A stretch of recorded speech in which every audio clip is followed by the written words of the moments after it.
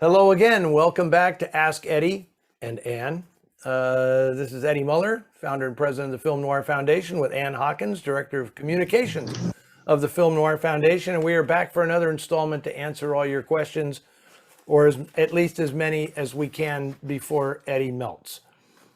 Because yet again, global warming deniers, yet again, I am sweltering in my office and it's just killing me, but I'm so dedicated and diligent that we're going to do this, even though I'm going to lose 5 pounds in the process. Well, maybe that's not a bad thing. Good to see you, Ann. Good to see you too. Okay.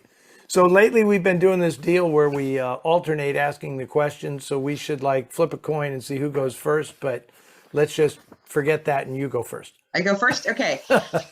This is from Gail. I just watched The Brasher Doubloon from 1947 with George Montgomery. Did you notice the blonde woman sitting at the table in the scene where Marlowe is brought to Vince Blair's nightclub and he finds Blair playing cards with his thugs? Look closely at the woman. I believe it is actually a man in drag. It's bizarre. The person has 0 lines and no name, no action, no role in the plot whatsoever. Any idea why they made this choice? That's actually an early uncredited cameo appearance by Elizabeth Scott. No, that's not true. I'm just kidding. I have absolutely no idea what is up with that. I mean, The Brasher Doubloon is a tough one to see. I have a copy of it around here somewhere on VHS. I don't have the one that Fox issued belatedly. Anyway, I don't want to go into all that. I did an audio commentary for that film, that never got released. So that kind of frosted my cake. But I will look again the next time I watch the film, which may be sooner than later, because fingers crossed, we're probably going to be showing it as part of the Noir City Festival at the AFI Silver in Silver Spring, Maryland, coming up October 15th to the 28th. It was on the schedule. It was one of the films I wanted to show. And although it has been difficult lately to try to get Fox Films, because as everybody now knows, Disney owns the Fox library, and there's been a little confusion about how to book things and where things are located. But it looks like we may actually get The Brasher Doubloon and show that. So Gail, I will pay special attention to the blonde in Vince Blair's nightclub, and we'll see what that's all about.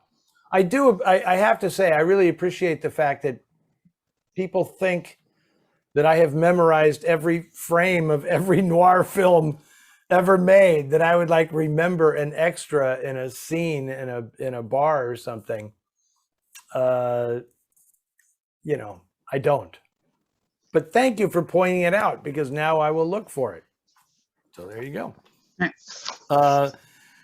Okay, can you tell me when Repeat Performance will be released to Flickr Alley? It will actually be released by Flickr Alley. I love this film, want to add it to my collection ASAP and show it to my movie buff friends. That's good. And encourage your movie buff friends to buy their own copy. Yes. Because it will be coming out January 25th, 2022 is the anticipated release date for that. We are working on the extras right now. We have a wonderful relationship with Flickr Alley, where they take care of the publication, all the costs associated with actually, with mastering and doing everything to put out these beautiful dual edition discs, because you get a Blu-ray and a DVD in the same thing, and then the Film Noir Foundation does all the special features. So we'll be doing that for Repeat Performance, and we are very excited about it. There's some really good people contributing. So yes, January 25th, and it will also be showing on Noir Alley on New Year's Day coming up. So. Yeah, it's sort of the perfect New Year's Eve film. So Indeed it is. Indeed it is. I'm very excited about because that has been my favorite film that we've restored. I love that movie, so very excited. I'm trying to convince TCM to maybe like make it a ritual thing. Like if you always have to show It's a Wonderful Life at Christmas, why wouldn't you always show repeat performance on New Year's Eve? I mean, it seems perfectly logical to me. Me Should too. become a tradition, you know? Okay. In early 2018, Eddie introduced the Blue Dahlia at both the San Francisco and Seattle North cities by recounting the legendary story of the film's production problems involving Alan Ladd's impending military service and the problem dealing with Raymond Chandler's having to come up with a new ending. Later that year, the movie came out on Blu-ray with a commentary by Alan K. Rode and Steve Mitchell, in which Alan, who had done a detailed examination of the facts behind the story, including reviewing the studio's production notes, called into question many aspects of the story. Since Alan is a charter director and treasurer of the Film Noir Foundation, has Eddie ever discussed Alan's findings with him? And that's from Michael in Post Falls. No, I have not. So I don't know about what those findings might be. I know that I'm pretty sure it was Larry Harnish who used to write for the LA Times and had like a Los Angeles history column that was featured in the paper. I know that he once sort of debunked that story. And for people who don't know it, the story, the story was that in order to finish the screenplay in time for Ladd to get one more film made before he had to fulfill his military duty, Chandler like said to Paramount, I can only write it if I can work from home, and I have to have like a case of scotch sent in. And, you know, they were ferrying script pages by limousine to the studio as they were sort of coming out of Chandler's typewriter. All a wonderful Hollywood story. If it's all apocryphal, I'm not actually sure, because I do know that the story was told. I mean, I learned it from John Houseman's memoirs. And years ago, when the Blue Dahlia was released, when one of those Chandler Renaissance, they released the Blue Dahlia in screenplay as a screenplay in a book form, and Houseman wrote the introduction to it and said, "This is the grief that we went through with Chandler," but he came through at the end, and of course he had to write the new ending because the military, the Navy, wouldn't allow William Bendix to be the culprit at the end of the movie because he was returning serviceman, and they didn't want that to reflect badly on the veterans. So anyway, I don't know. I'll ask Alan about that. It might shock people to know that I don't really listen to audio commentaries that often, especially my own. So, but we'll suss that out. Although I do sometimes hate it when great legends get debunked. You know, I'm in the Liberty Valance school, you know, when the legend becomes fact, print the legend, you know. As long as like the debunking of that, if it was to somehow indicate that Raymond Chandler wasn't a alcoholic, what's the point? Because I can tell you 100 other stories about Chandler, you know, that are worse. I mean, in that one, he finished the screenplay. Right. You know, there are plenty of Chandler, you know, drunken Chandler stories where he's embarrassing himself and practically humiliating himself, especially where women are involved. So that's that. I'll have to mention that to Alan. Okay. Oh, this is a good one for you, Anne, because you're a Dennis O'Keefe fan. Dennis O'Keefe showed up in several noir films. True enough. You know, and then many of them are listed here. He even had a TV sitcom, The Dennis O'Keefe Show, with Hope Emerson. So the question is, did Dennis O'Keefe just keep reinventing himself, or during the 40s and 50s, because he wanted to be more of an all-around actor that could play in just about anything? That's the question. So do you have anything? Do you just want to? Well, I think it's like every other actor. You keep reinventing yourself and doing whatever roles you can get so you can keep food on the table. I mean, Dennis O'Keefe is a great actor, but he wasn't that big of a star. I mean, not like somebody like Bogart, where they could, do their own production company and things like, Right. like Santana Right. Films and stuff. He was a working actor. And I think the reason why he got cast in things, both, more serious roles like in film noir and also comedy, because he had a gift for comedy, was, because he needed them, he could do it. So I think that's part of why he got a well-rounded character, precisely because he could really pretty much do anything that he was put in. And it's kind of interesting that some people assume that actors have that much latitude and that much choice in the roles that they play. That's not really the case. I mean, if you're Barbara Stanwyck or Bette Davis, or I'm trying to think of a male equivalent. I mean, they really could say, I want this kind of movie, and and they'd have movies written for them. Bette Davis especially. Not so common. I remember asking Claire Trevor about that one time, and I said, that was early on. Claire Trevor was one of the first people that I interviewed in Noir. And when I asked her questions like that, like, did you choose this movie because of this? And she goes, honey, they chose me. I mean, the movies chose me. I didn't choose the movies, right? I did what I was told to do and what they paid me for.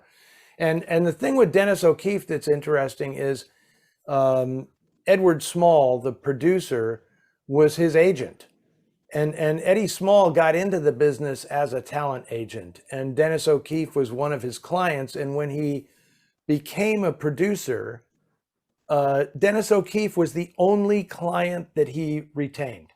Once he became a movie producer, he remained Dennis O'Keefe's agent, which was really, really good, because Dennis O'Keefe ended up being in a lot of movies that Edward Small produced, like Raw Deal. I mean, that's an Edward Small production. Like Walk a Crooked Mile, that's an Edward Small production, and I think it was Eddie Small who read the writing on the wall, poetry now, and said, Dennis, you can do, or Bud, as he probably called him, Bud Flanagan, you can probably do what Dana Andrews is doing. Or something like they're making this switch over to noir. And he was right, because he had a great voice for it. He had a great look for it. He could be tough, but, he was especially adept at the wisecracking. Mm-hmm. That was O'Keefe's specialty, because he was really good at comedy and had great comedy timing. So, that, I think he just felt he could do anything, because he was very versatile that way. He could play it heavy with a lot of gravitas, but he also could be very lightweight and kind of toss things off. And of course, that's why we both love Woman on the Run so much, because he's both of those things. Yeah, he does both in the movie, and it's really, really effective. And in Woman on the Run, it's very believable that she would not realize right away what his motivations were, because he could do that so well. And I just want to kind of get back to what you said about Bette Davis, because Bette Davis didn't get to pick her films all the time and do what she wanted to do. I mean, she was legendary for fighting with the Warner Brothers over things, and actually sued and things like that. But Barbara Stanwyck was not under contract to a studio. So she is probably, out of all the people in that kind of period, the one that really did pick her roles, because she was able to do that because she wasn't under contract. Exactly. She had much more latitude in her career. But anyway, interesting. Your turn now. I forgot. I was thrilled when you showed The Bitter Stems. I would love to hear your riff on Death of a Cyclist, as I believe this is also a film noir. You will hear it, because I'm going to show that again. I showed it once. No, I didn't show it on. Pardon me. I didn't show it on Noir Alley. I showed it on TCM Imports. Alicia Malone and I presented that. We co-presented that. on TCM. I love the movie, and I will be showing it on Noir Alley next year. So I mean, I will have my official comments to share at that point. But I do really like that movie very much, and yeah, that's good stuff. So I'm trying to do more foreign films on Noir Alley. Not not loading them in. It won't be like 40 or 50% of the movies, but if I could show a foreign film like every fifth or sixth film, that would be pretty good. And Death of a Cyclist will be one of those. And we did show it at a North City Festival. I think that was on the, was that the first international? That was North the City? first international one. Yeah. Yeah. Yeah. Just a terrific movie. It's very much and it's interesting that this is Andrew. It's very interesting that Andrew asked about this and after mentioning Los Tallos Amargos, the bitter stems, because they were both made virtually at the same time, like mid 1950s. One in Argentina, one in Spain, but they were both politically very much of their time.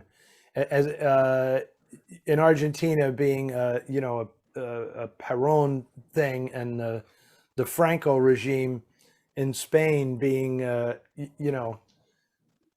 the film industry had to labor under these constraints and everything.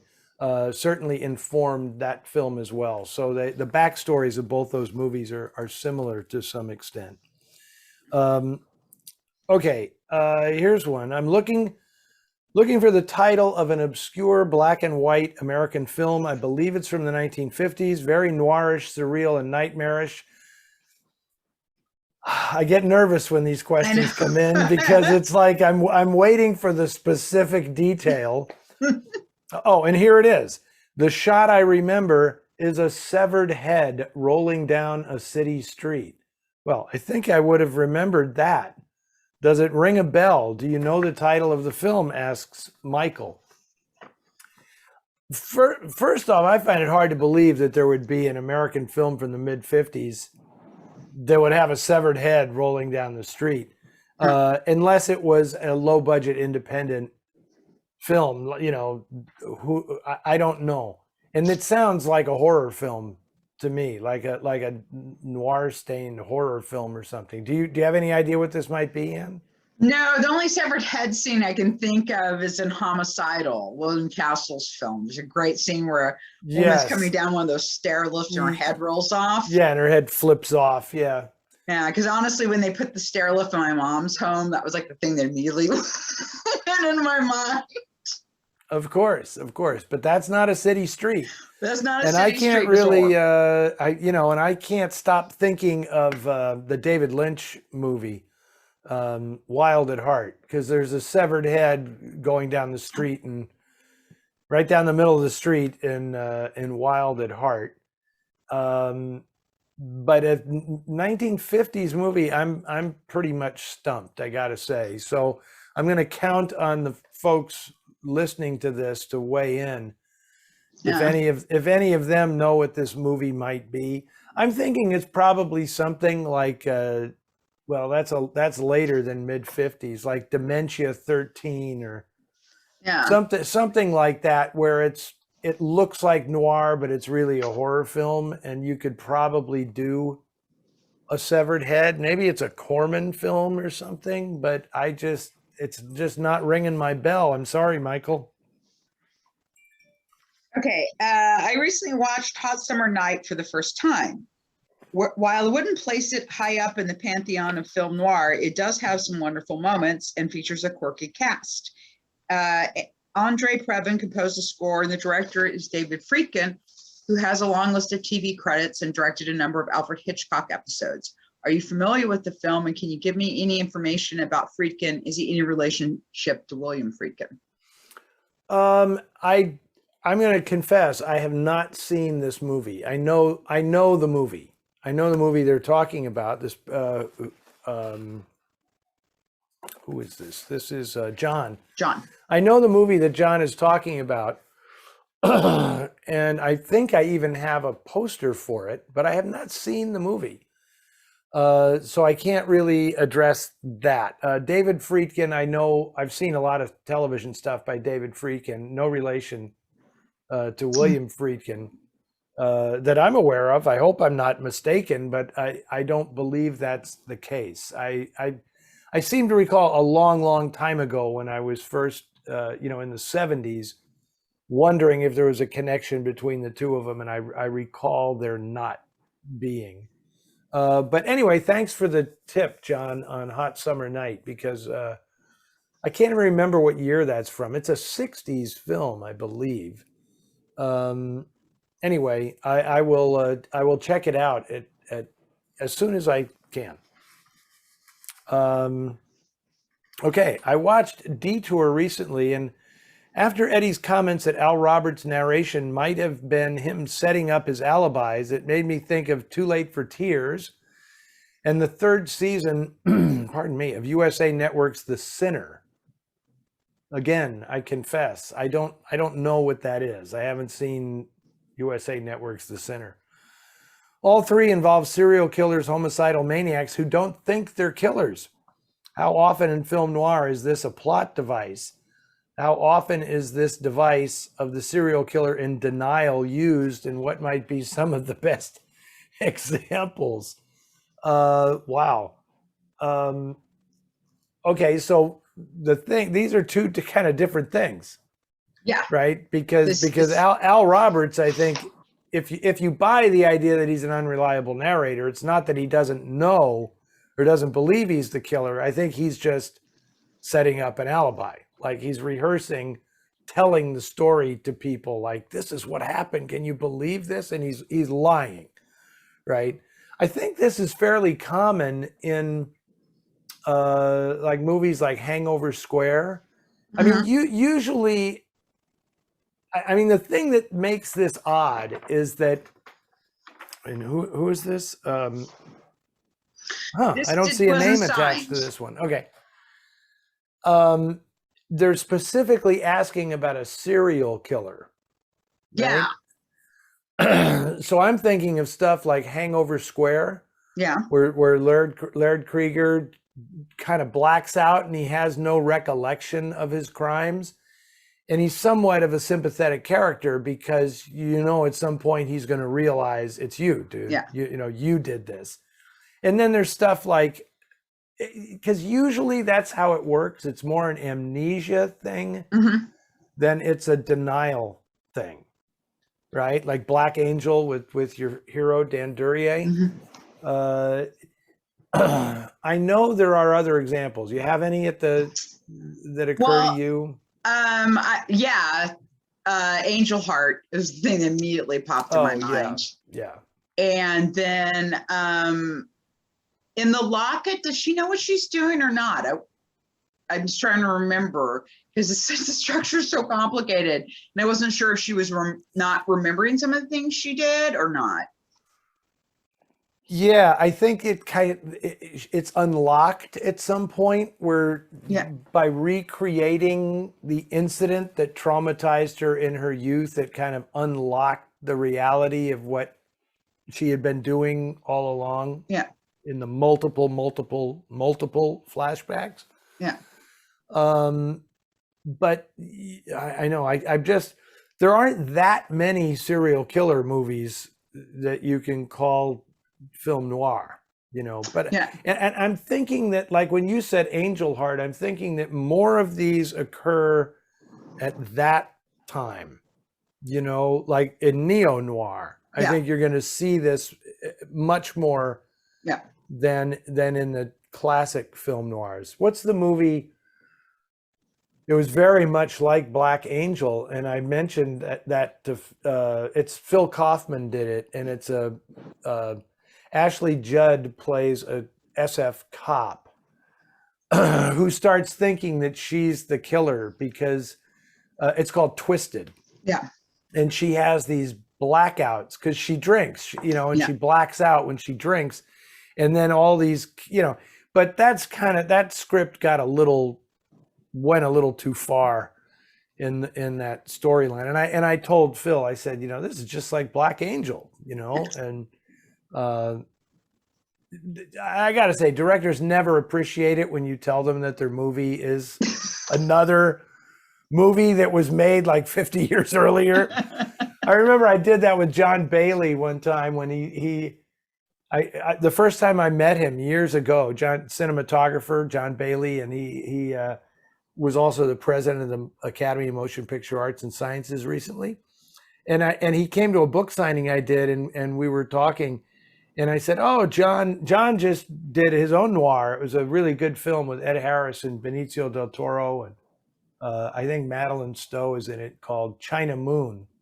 And I said, "It's a remake of an old noir film called The Man Who Cheated Himself." And John was like, "What?" And I don't think that John knew that the guy who wrote the screenplay was using The Man Who Cheated Himself, which was a public domain movie. Yeah. So there was nobody to sue him for plagiarism. So it was basically the same idea, where the cop kills somebody for this woman and then hides it from his partner, Yeah. same plot. So, okay. My turn, right? Yeah. No, your turn. No, my turn. Your turn. This is from Arlene. Many film noir fans think that jazz is its primary music genre. I think classical, as in Double Indemnity's Miklos Rosas score. What do you think? And could you think of more examples of classical musical scores in film noir? And can you name any films where the story involves jazz musicians or singers, but the film score is still classical, or vice versa? That's an interesting question. Virtually all film noir has classical score or orchestral scores inspired by classical orchestration. Very much so. I mean, that's why we always point out the ones in the 1950s that deviated from that and weren't using the studio orchestras for the scores. But virtually all those scores, whatever the studio is, whether it's a Max Steiner score at Warner Brothers, or a Franz Waxman score, or a Roy Webb score, or whatever, or Miklos Rozsa, they're all classical scores. And it's funny that people assume, like, we've talked about this before, they hear the saxophone as the sound of noir, and it's like, well, there's a lot more violins in film noir, cellos and violins, than there are saxophones, that's for sure. And I don't, the one film that I don't know if Arlene is familiar with it, and I've shown it just because I like classical music and I love the movie, is Humoresque, which is like a noirish melodrama with a classical music background. And so is Deception. Yeah. The Betty Davis movie Deception. I think we actually showed that double bill. Yeah. At Noir City. Because I know I saw both of them at Noir City, and I think they may have been on the same night. I can't remember. I think so, yeah. Yeah, I think it was, because it was during the artist-themed Noir City.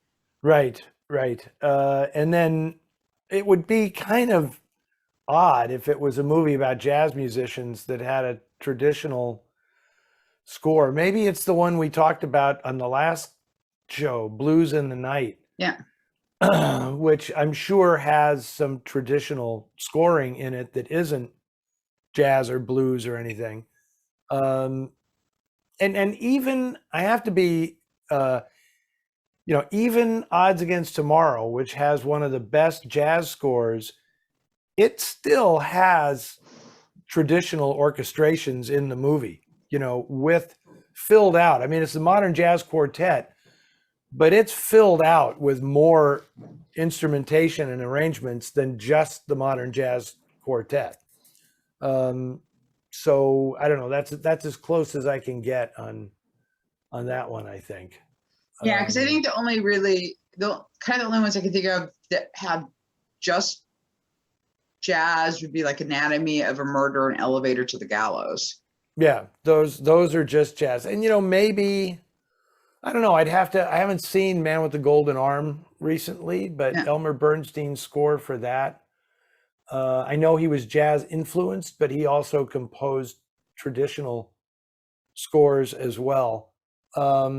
The other one I'm kind of thinking of is Phantom Lady, which has jazz music in it, obviously, Yeah, set but it's pieces. not a jazz score, Yeah. you know. But it's diegetic, as they say in that film, that you only hear the jazz stuff when there are actual jazz musicians on screen playing it, like in DOA, Yeah. where there's a jazz scene, but it's not really incorporated into the actual score of the film. Okay, two questions from Jeff in Brooklyn. Eddie, what are your thoughts on the Western noir? I think we've gotten this question every episode. Yes. Is So people ask just about Western noir. if you go to North City SF, our YouTube channel, we've covered this question a couple of times, for sure. So I would just And also, Imogen Smith yeah, wrote a wonderful essay about Western noir that was in which you can get the back issue. yeah, You can't miss it. It was the cover story. right. So if you're looking at all the covers of the back issues of Noir City magazine, look for the one with Jimmy Stewart in Western garb Yeah. on the front of the magazine, because that was the one where Imogen tracked all of this stuff, from the obvious ones like Pursuit and Blood on the Moon and Ramrod and Stations West, all up through all the Anthony Mann noir movies of the 50s, the Bud Bedecker movies Yeah. with Randolph Scott, which certainly had a noirish quality. Anyway, Yeah. Jeff's real question is, what about Bad Day at Black Rock? Is that considered a somewhat Western noir? I would say I don't consider Bad Day at Black Rock to be a film noir. I consider it to be a modern dress Western. Mhm. I mean, that's what it is. It was contemporary to its time, the time it was made, unlike Westerns, which are all period films. I mean, Bad Day at Black Rock was actually took place at the time that it was made. But yeah, it's set out in the West, and it feels like a Western because the stranger in black comes into town, and he's on a mission that nobody knows what it is, and he has to encounter these bad men and outlaws and all that. It was totally structured like a Western. So, and here's one for you, Anne. Have you seen Dario Argento's Giallo, starring Adrian Brody? And have you seen the remake of Argento's Suspiria? And have you any thoughts on these? Oh, a Dario Argento question sneaks into the film noir thing. Okay. Okay. Well, and Yellow is sort of noirish, by the way. I think Yes, it's probably so. yes. It's appropriate. I mean, I was not impressed with the film. I'll be honest with you. I barely remember it. It's like I know I saw it, and I know I wasn't that impressed. I think out of his sort of later work, if you're really looking for a good film to watch, I would say the film Do You Like Hitchcock, which is a later film of his that I really have a soft spot for. And it's about a guy who's writing his master's thesis. He's a film student, and he basically is very Hitchcocky. He gets kind of caught up in this murder and trying to figure out what really happened. But mainly, I love it because he keeps going to his video store, and he and this guy keep having these conversations. The guy that works at the video store and him, and it's like great because it's like basically video stores were the same around the world. You've heard that same conversation no matter what country you were in between a film student and a guy who works at the store. And with the remake of Suspiria, I have not watched it. It's just, I'll be honest with you, from what I've read about it and seen about it, it seems really pretentious. So there hasn't really been that motivation to watch it. And I do know that it's, and I think this was smart. They didn't go to try to recreate or redo the story exactly. The director and writer decided to do their own thing, which I think was a smart idea. But honestly, I haven't been able to get myself to watch it. I like the original. I like the original. It's a great film. The soundtrack's really amazing. Fun. Yeah. It's Goblin, right? Goblin. It's one of the Goblin soundtracks. Yeah, that was a good film. Really super stylish, and I like that actress. Who was hot for a while. Jessica Harper. Jessica Harper. Yeah. Did you ever see, she was in a weird film. Blue This is Iguana? totally, pardon? Blue Iguana? No, I haven't Oh, seen that. But did you ever see, this is like a lost film that I just popped into my head because I thought of her. Inserts with Richard Dreyfuss. oh my God. Yeah, it's a really lost film. I don't, yeah, John you almost, Byram, I think, was the writer and director. And it's an X-rated movie that Richard Dreyfuss and Jessica Harper starred in, about a famous Hollywood director on the skids who turns to making porn.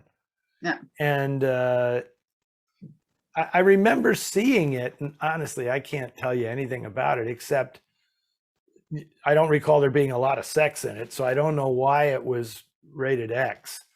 But I always liked Jessica Harper. She's in Phantom of the Paradise, and yeah. Anyway, that's all.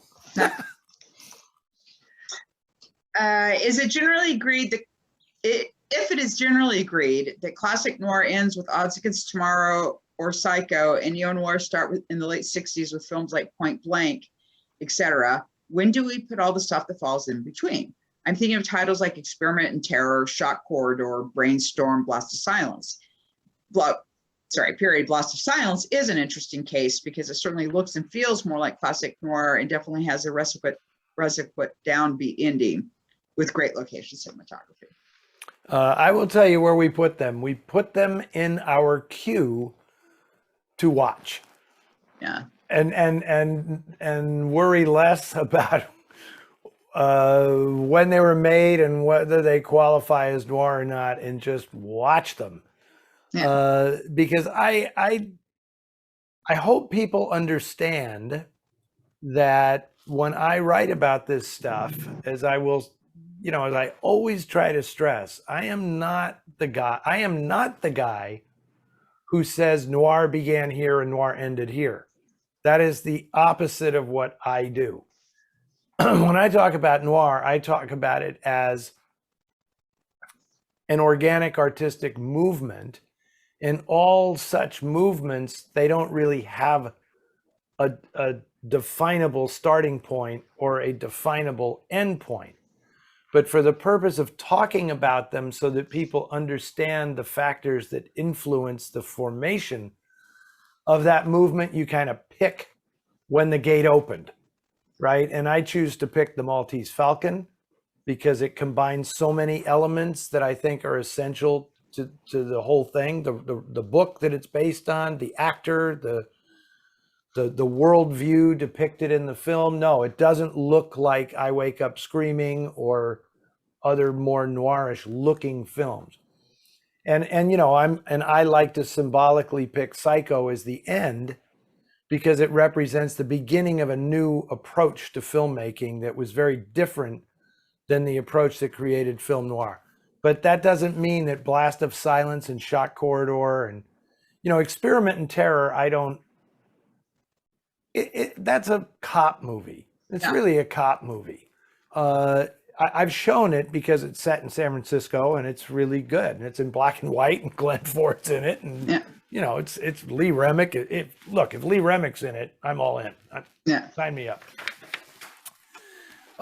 So that's all. I also, when I did the neo-noir thing on TCM, I chose to say that Harper works for me as the first neo-noir because it's so obviously an updated version of of The Big Sleep. Right. So it's like this makes sense. Now you're seeing, because every single thing in the movie, you can find a corollary for it in the earlier period. So it's like, so this is just a whole new chapter in noir as opposed, so anyway, that's my take on all of that. JH was the person sending that question. Okay, this is one from Steve. He's hi, Ann and Eddie. Okay, you're welcome, Steve. He'll know what that means. Can you recommend a film noir compendium? It would be helpful to have as a companion to Dark City, the lost world of film noir. So I assume What do you think, Ann? Does that mean he wants a book that lists like every Yeah, that's what I would noir guess. film? Yeah. Um, Is it the Encyclopedia Film Noir, the really nice one that came out a couple years ago? It's yeah, huge. yes, I thought I had a copy of it over here on the shelf, but I don't believe I do. But I like that. I think the author's name is John Grant. And yes, it was, if there was anything at fault with that volume, it was just that his definition of noir is even more elastic than mine. Yeah. I mean, he was including a lot of films in there that I would not have put in if I was doing an encyclopedia of noir. Uh, you know, a book that I've had for years and years was Spencer Selby's book called Dark City, the film noir. Uh, you know, where it's a very useful reference book. He doesn't write at great length about all the films. I think he picks, can't remember how many, like 20 or 30 that he talks about in depth, and then has a very useful guide, like an alphabetical listing of noir titles, and then he lists them by year, by studio, all these things, you know, by director. So that's been a valued reference book for me, but I don't believe that book is in print any longer. So you'd have to get a used copy of it or something. Yeah, I'd like one. I mean, that'd be great to have it by studio, because one of the things that fascinates me is how different each studio's noir output was. Like it'd be really fun to have it listed that way, because I think that's a valuable way to look at the films. Absolutely. And what I have is I've collected all of those studio history books, right? Yeah. Which all came out at one time in a series. The Universal story, the Paramount story, the MGM story, you know the rest, the Columbia Yeah. story, the Warner Brothers story, all that.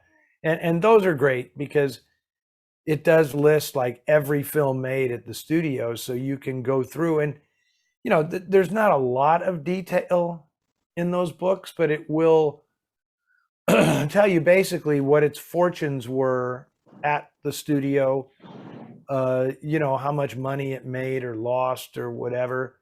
And then it basically describes the studio year by year, like what was happening at the studio economically and politically and all that. And those books are very, very valuable references. Okay, you. This one's me. Okay, hey, Czar of Noir. Ruth Munsak here, director of Silver Screen LBC, a classic film club, Long Beach, California. As a fan of classic cinema and a relative newcomer to noir, I like to watch films over and over again. I like to follow different characters each time I view a film or focus on what's going on in the background. But here's something I wonder, and I wonder if you and others do also. Do some characters stay with you? Do you wonder what else happens to them once the story ends for us? Oh, yes. Do you do that? Yeah, absolutely. Yeah, so do I. In fact, I can say that I've written short stories that are basically my ideas about what happens to characters that are in the movies after the movie's over. Yeah. Yes, I do that. Or if it's not like it's funny because like in Noir Alley coming up, I'm showing this movie called 5 Steps to Danger with Sterling Hayden and Ruth Roman. And it's the movie that Sterling Hayden made right after he did The Killing with Stanley Kubrick. And I say right in my introduction, I cannot watch this movie without thinking Johnny Clay got away from the cops somehow at the end of The Killing. Yeah. And this is him, because he's like a mystery man. He's just driving on this road in the Southwest and you don't know anything about him. And he says, "My name is John Emmett. I'm going to visit family in Texas. I want to get in some fishing, maybe a little hunting." And it's like, bullshit. You're running away from the law in California because you tried to rob this racetrack. I know what your real story is. Yeah, I do that all the time, because in a way, that's kind of like what my Dark City book was based on, was like, it's all ongoing. Yeah. So, you see these characters and they feel sometimes like, oh, this is that character from the other movie. He's just got a different name. Yeah. Like when you see Charles McGraw in a movie, it's like, he's Charles McGraw. So it's like he just came over from the other film that he was in. And I also do this thing where I revisit the movies and then watch them from a different character's point of view. Yeah. Which I think is enlightening, especially when you watch these movies from the female character's point of view. It gives you a different perspective on the stories. Like if you watch Crisscross, but you watch it from Anna's point of view, right? Yvonne DiCarlo, it becomes an entirely different movie. And you look at Burt Lancaster in an entirely different way, exactly as she does at the end of the movie. Like, what is wrong with you? Yeah. Why can't you just get over yourself? Why are you so obsessed with me? Just leave me alone. Yeah. And you can kind of see that in other parts of the movie. Or the big one for me is Vertigo. When you start watching Vertigo from Judy Barton's perspective instead of Scotty Ferguson's perspective, it's even more noir. Yeah. The story is 10 times more noir if you just watch scenes from her perspective, which is not what Hitchcock is doing, obviously. Yeah. I mean, I'm not saying you should do that. I'm just saying when you're watching it for the 5th time, you might as well amuse yourself by getting something extra out of it by watching it from a different character's perspective. Well, I think with Vertigo, it doesn't seem, especially from noirs, it starts to border on sort of a woman in jeopardy, or even a horror film where someone's being stalked, because he's stalking her. And yes, it's an abusive relationship. So, I mean, it's like I said, to me, it's a step beyond noir when you really look at it from that. I don't know. I was just completely horrified the first time I saw that film, in the scene where he's trying, I guess it's the one, well, no, even the scene when he first finds her, he was scary, but then like the whole thing when he's trying to get her to dye her hair is just like, it's disgusting. It's very creepy. And a lot of people don't see that because, well, that can't be what's happening because it's Jimmy Stewart. Yeah. And it's like, no, it's pretty freaking creepy. Yeah. And yeah. Anyway, so yes, Ruth, I know Ruth, she's wonderful. So that was really, that was an interesting question. And yes, I do that. And a book project I'm toying with is on this very subject, like taking noir characters and writing stories about them after the movies are over. Yeah. Right? Like, so many of them like I've always been curious, like what happens to Dix and Laurel in A Lonely Place? Yeah. Right after they split up at the end of the movie. Yeah. What happens next? And it could just be 10 years down the road, 20 years down the road, whatever. I mean, I have found it's a great way to think up original ideas for stories, is to just take characters that from the movies and say, what would that person be doing in 10 years? And just, that's your jumping off point. Anyway. Would you consider Michael Mann's 1995 movie Heat a neo-noir? After rewatching it in the wake of watching so much neo-noir on TCM this summer, I think there's an argument that it is. I'm sure you will get agreement on that score, Daniel, from 95% of the folks who care about this stuff. I mean, Michael Mann is like one of the leading practitioners, I guess, of neo-noir, right? All the way from Thief through Manhunter, Crime Story on TV was certainly, and I mean, I yeah, don't find Heat that, I wouldn't consider it a neo-noir personally. okay, why not? To me, it just feels like a heist film. Yeah. And I just don't think there's that sort of, I mean, I think Thief, which is incredible. I think Thief and Manhunter feel much more like neo-noirs to me. Just because of the nature, because I mean, with Heat, it's just sort of like, I mean, heist films can be noirs, but not all of them are. Like it's not like something like Asphalt Jungle where you're seeing person after person in that group of people sort of being undercut and destroyed by their own weaknesses, right? Whereas Heat, it just seems like, okay, it's like this cop and this, I don't know. No, It just doesn't feel noir to me. I get what you're saying. However, I might issue the counter argument that it reminds me a bit of Cry of the City, in that it's the cop and the crook, and it follows the two of them. Yeah. And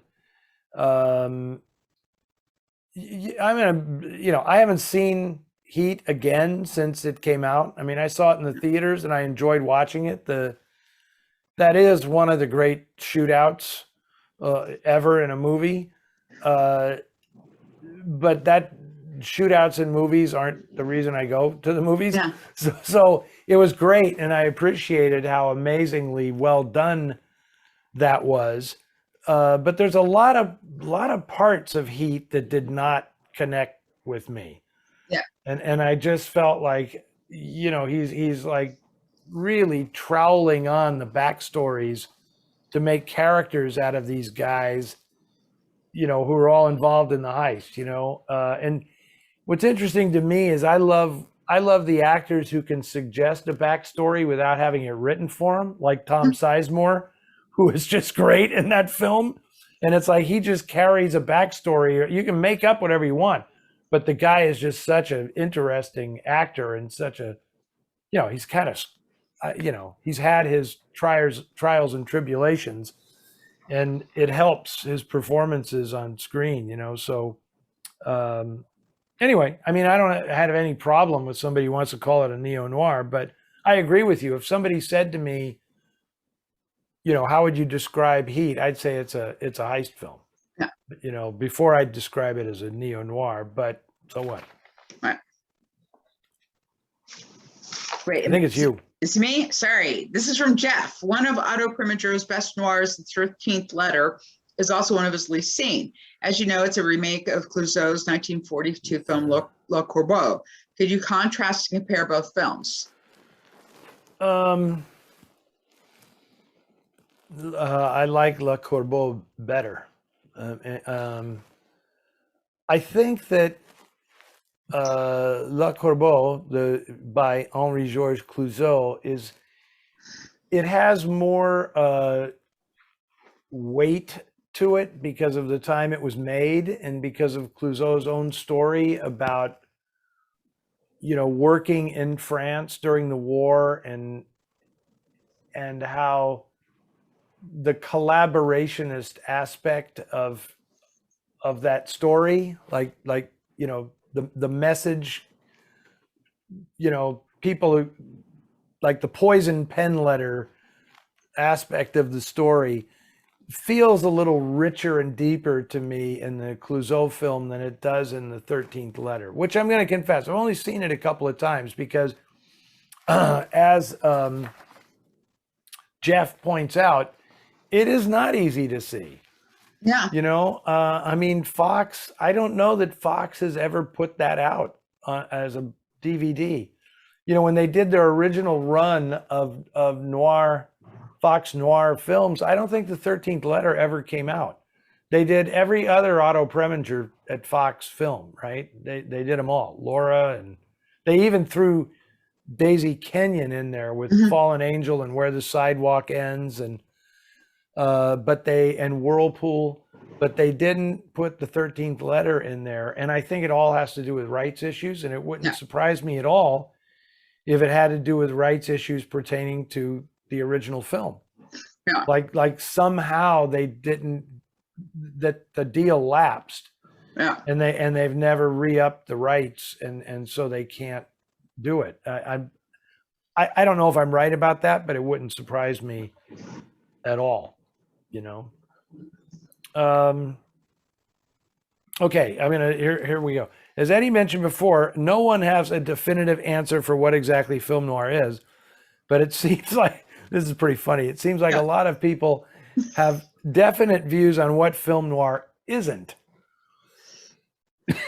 Here are some of the reasons I've read on Facebook. So you know we're getting into treacherous territory now, even though we are on Facebook right now. If you read it on Facebook, you know it's true. Okay. Okay, so Anne, here, I'm going to read these off, and then you tell me if you agree or disagree, right? Yeah.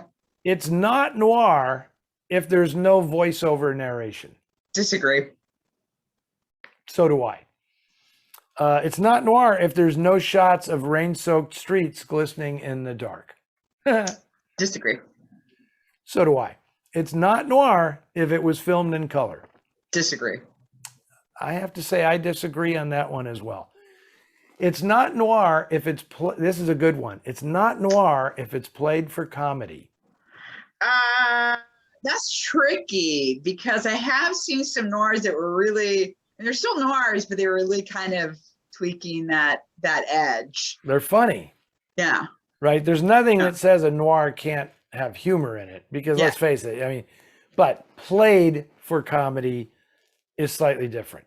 Yeah. You know, because as you know, and I've said this many times, you know, I think of The Big Sleep as a comedy. Yeah. It's not played as a comedy. Yeah. But it's a comedy. Right? So the fact that the actors play it straight is part of what is funny about it, you know. Yeah. So okay, it's not noir if the film's director was born in America. Oh my God, that's extreme. Disagree. For God's sake. Yeah. Oh my God, that one's amazing. That is, I mean, I don't know who says that, but you know, that's absurd. We don't even need to list all of the directors that give the lie to that. Anthony Mann, Nick Ray, Sam Fuller, Phil Carlson, Orson Welles. Yep. You know, I mean, please, and many, many more.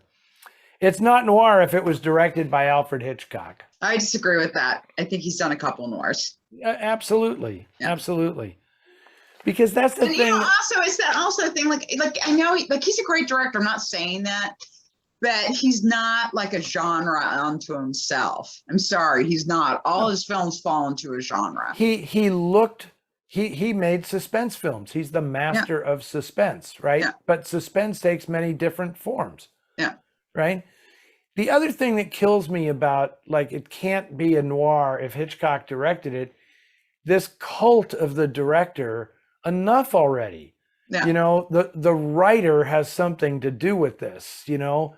So, Shadow of a Doubt, I Confess, Strangers on a Train, The Wrong Man, Vertigo, you know, to me, these are noirish films because of the predicament the protagonist is put in, or that the protagonist, in the case of Jimmy Stewart, you know, does to himself, or even Psycho with Janet Leigh, you know, as opposed to the innocent man in the wrong place at the wrong time, or my God, What's to Catch a Thief? You know, I just saw that again the other night on TCM. You know, that's clearly not a film noir. Right. And that's something else that Hitchcock liked to do. But, you know, these films don't all begin and end with Alfred Hitchcock. There's a writer involved in some of the scripts are much more noir than others. And then this was Doug in Silver Springs who asked this, and he said, what are some other complaints you two have heard as to why a film doesn't count as noir?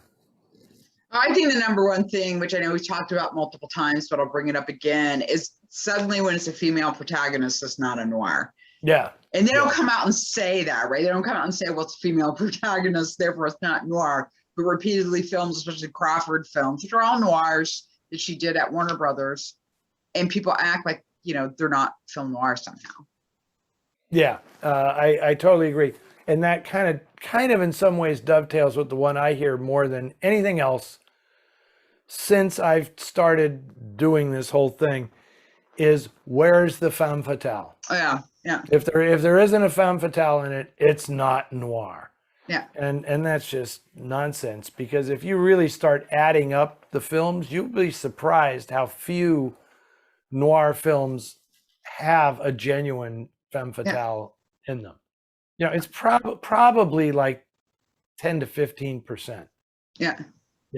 The character that they're thinking of, which is basically Ava Gardner in The Killers, or Jane Greer in Out of the Past. Like that's like the archetypal femme fatale, and those characters aren't in as many of these films as people think.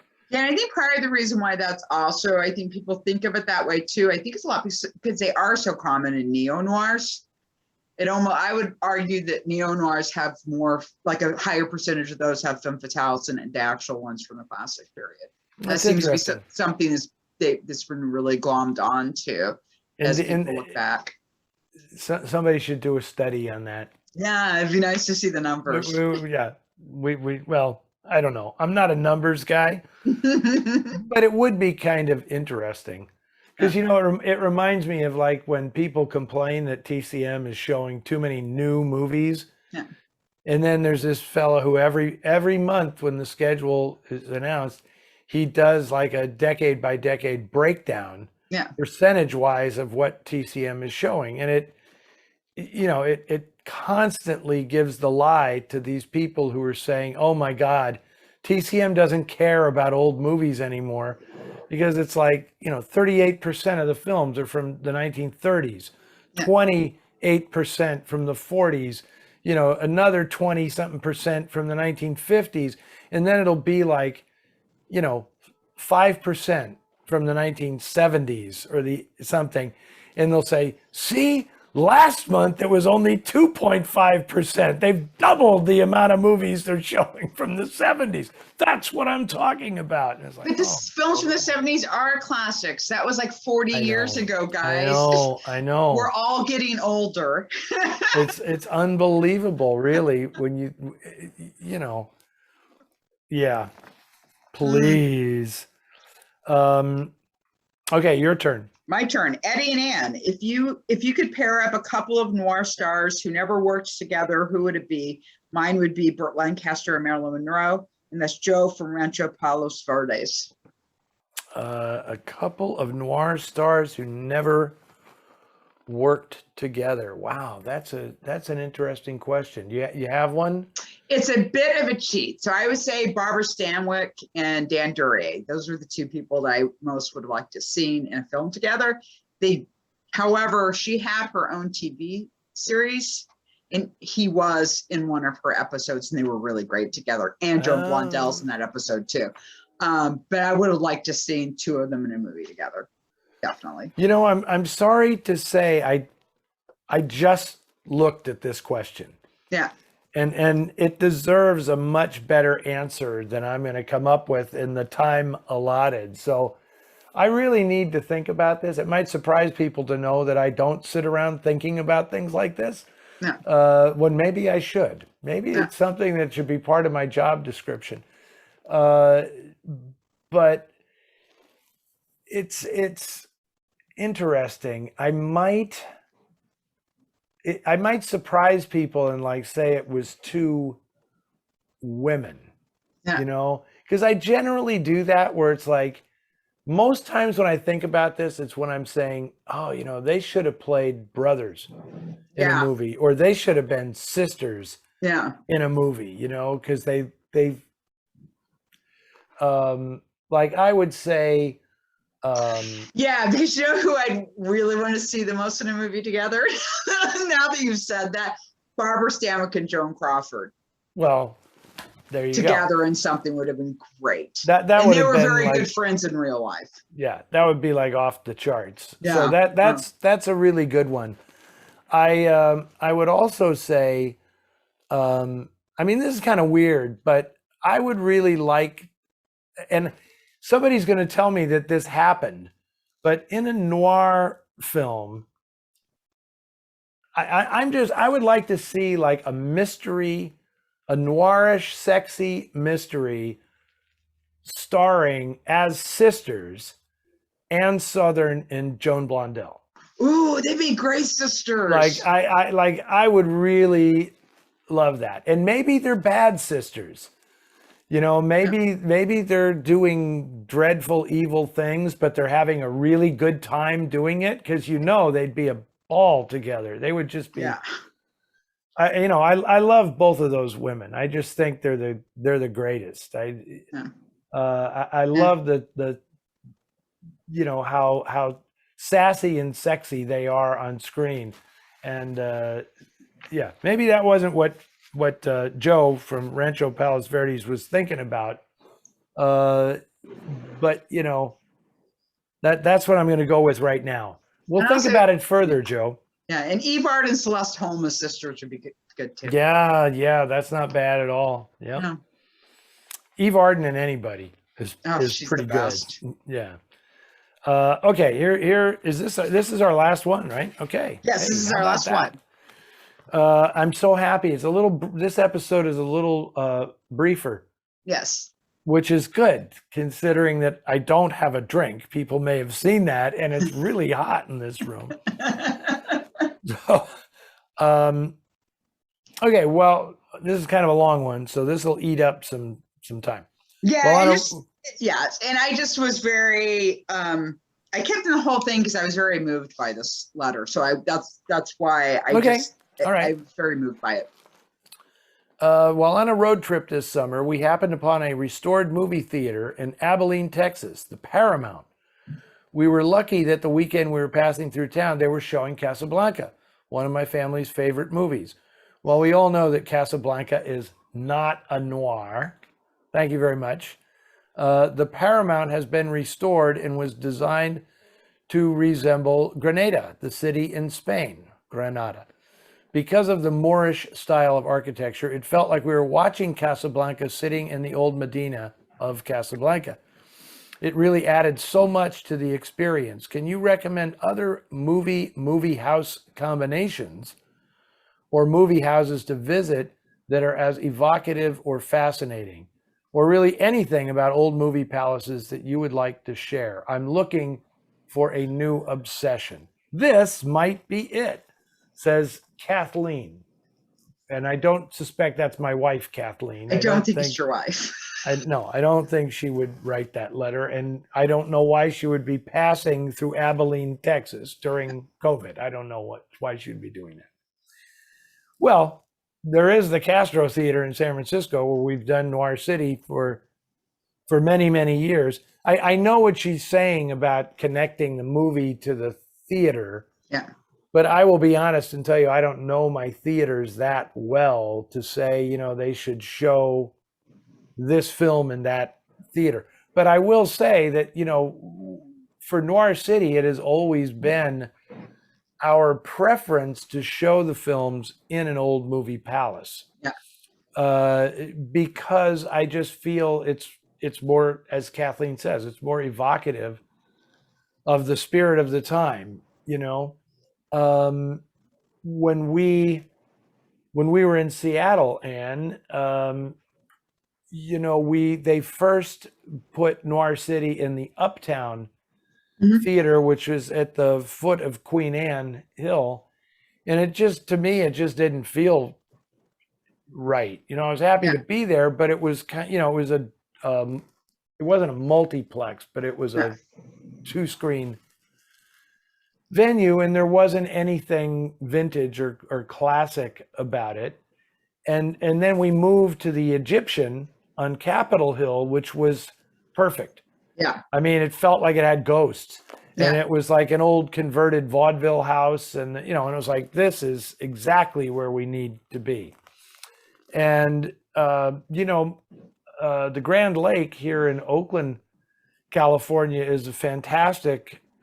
The guy who runs it, Alan Michon, really tries to restore everything to the original vintage style, and it's very, very evocative to see a movie there. But they're all, he shows new movies, first Yeah. run movies and stuff. So that might be a good place to show older films.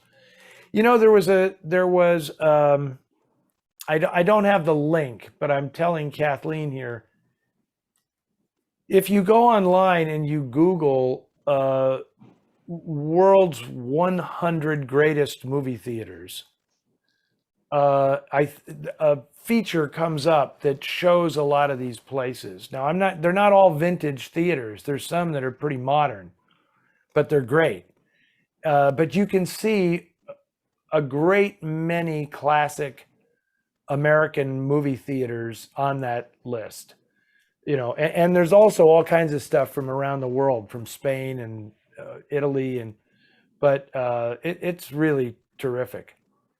Yeah, and I would say too, I mean, in regards to Seattle, the most beautiful classic movie theater in Seattle is actually the Fifth Avenue Theater, which was almost torn down, and it is based on the Forbidden City in China, and it is the most beautiful cinema I've ever been in. But currently, so they're going to tear it down. There's a lot of protesting, and so this group took it over and they put plays on there, so that the Fifth Avenue Theater is more known for doing plays, but every once in a while they'll have an actual movie in there.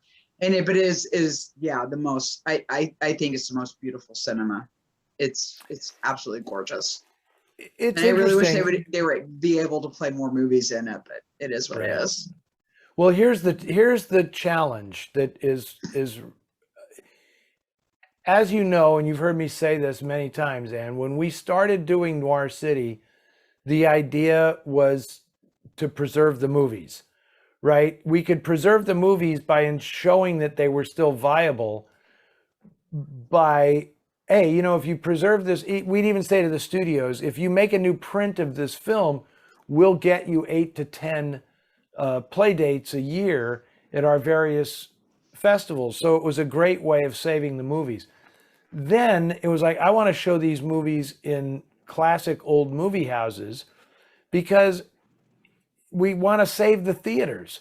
And there's no place to see the movies where the venue felt appropriate to the movie. Right? I don't want to see an old movie in a multiplex, in a 13 screen multiplex with escalators and stuff. That's not what I want. I don't think anybody that loves the old movies wants that.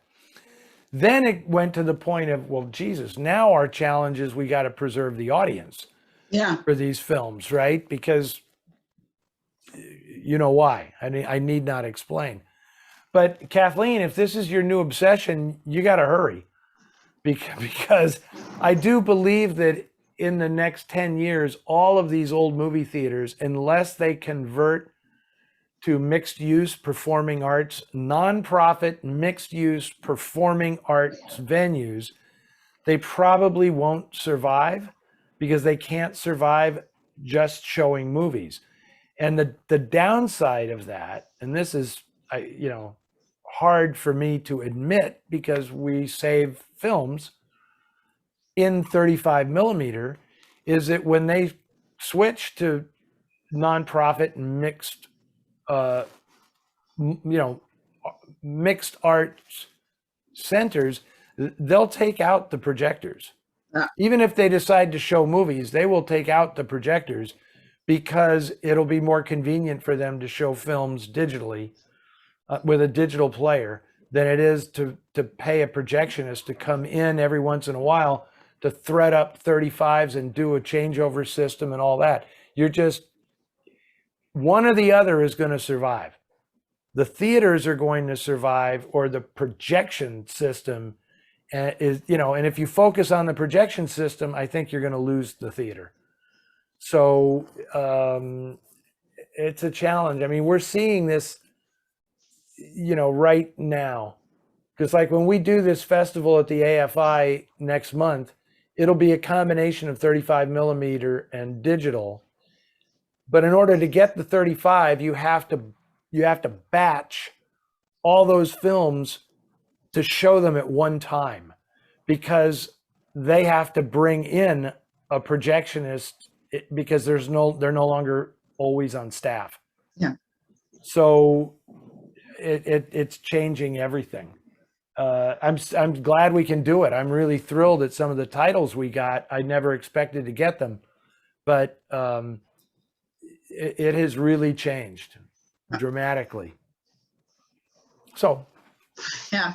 I don't mean to end, I don't mean that to be a down note Yeah. or anything on which to end. It's just a very matter of fact consideration of where we are at right now, you know. So hurry up, Kathleen. You know, there are a lot of these great theaters out there. I can't guarantee you're going to see Casablanca in too many of them, you know, but there's also another great one. I mean, Oakland, California, we're lucky because we've got the Grand Lake and the Paramount, Yep. which the Paramount is like the most spectacular theater I've ever been in. It's beautiful. And Just that's where we saw stunning. Napoleon. I saw Napoleon multiple times, a 6-hour movie that I went to twice in one weekend. That still is the greatest movie-going experience of my life. Me too. Seeing Napoleon in that theater. Absolutely. Oh man, when the screen becomes the triptych and oh man, getting chills remembering. That's been my greatest cinematic experience also. Yep. It was incredible. You know. So I hope that happens again. Yeah. Someday, you know. So anyway, okay, we're gonna wind this one up. That was I'm getting wistful really now thinking now. about it. Thinking about it now, I'm wistful. I'm gonna have to go have a drink to chase away those wistful thoughts. Okay, well, this was fun as always, Anne. It was good to see you. Good questions. I really enjoyed Ruth's question about do you think about the characters after the movie. That was pretty good. I'm curious what other people have to say about that. Yeah. So yeah, definitely comment. I hope everybody. It's always nice when people watch it on Facebook Live. We get a lot of people commenting, so it's really fun. And so this will be going up soon. Yeah, couple in September.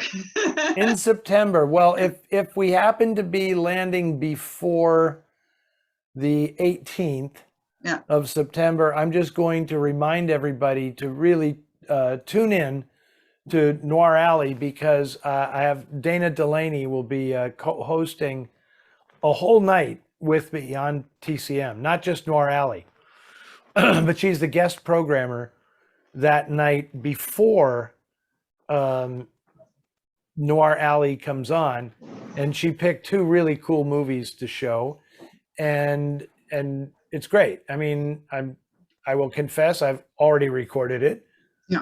So I know that it's good. And also that day is when we, fingers crossed, the print edition of the new issue of the the Noir City magazine should be available. It should be available to donors well before that, but it should be available as an on-demand edition from Amazon on that day, because Dana has the cover story about Gloria Graham. Yeah. So if you go to North City. No. If you go to filmnoirfoundation.org, we have a North City magazine page. So for the print edition, we should have a link there to Amazon to get the print edition if it's up that day. But just a reminder, actually, the week that we're taping this, which was a couple weeks ago when you're watching this, the digital edition, which goes out to donors for free, has gone out. So if you want a digital edition of it, you can still get it by donating $20 or more to the Film Noir Foundation, signing up on our email list. And so because whenever you do that, whenever you decide to donate to us and sign up on our list, you always get the current issue delivered to you, and then you get the magazine for a year, so you get 3 more editions. Yes. And just so people know, the print edition is not included in, as a Correct. to your donation. That's a standalone thing. It's $14.99 on Amazon. I'm really thrilled with how well that print edition has been selling. It's really good because it's beautiful, because it's absolutely gorgeous. So, and there's great stuff in this issue. Great stuff. Yeah, and I think that was something too. I think we were all really pleased with how good it turned out, because because we don't do the printing, so you don't know how it's going to look until it happens, and it does. It looks really good. I was really, really happy with how the print editions look. Yeah, it's interesting because things develop so quickly now with technology that you can't say, oh, this digital stuff doesn't work. Because I remember when they first did digital versions of things, and it's like, I'm never going to show that in a movie theater because it's no good, because it looks terrible. It pixelates. It's junk, And at one time it was. Yeah. And it's not anymore. Yeah. I mean, now, these restorations, digital restorations, look spectacular. Yeah. I mean, I'm not, no bones about it. The movie we have coming out soon, The Beast Must Die, the digital restoration of that film, I would say, is preferable to the film version that we restored. We could fix stuff digitally that we could not fix in the photochemical one, taking out little niggling problems on certain scenes. We could adjust that, and it looks beautiful. So judge for yourself when it's on TCM coming up soon on Noir Alley. Okay. You'll be able to buy a copy from Flickr Alley as well. Yes, that is coming before the end of the year. Absolutely. Yeah. So Anne, thanks a million. Thank you, sir. The Charlotte's fans are going to be really disappointed this week. No kitties. No, Emily and Charlotte are asleep in the bedroom. They've had an exhausting day not doing anything. This is great. If I stick with this new setup like we have this week, maybe I'll get Tizzy to come in and sit in one episode, because, I could be like Blofeld here and like have my cat in my lap petting her through the whole thing. Because that's all she'd do. She'd just sit there and, she's the most docile thing imaginable. She's no Charlotte. Let's put it that way. Okay, Ann. Thanks again. And everybody, we will see you next time. Keep the questions coming. Please. Thank you.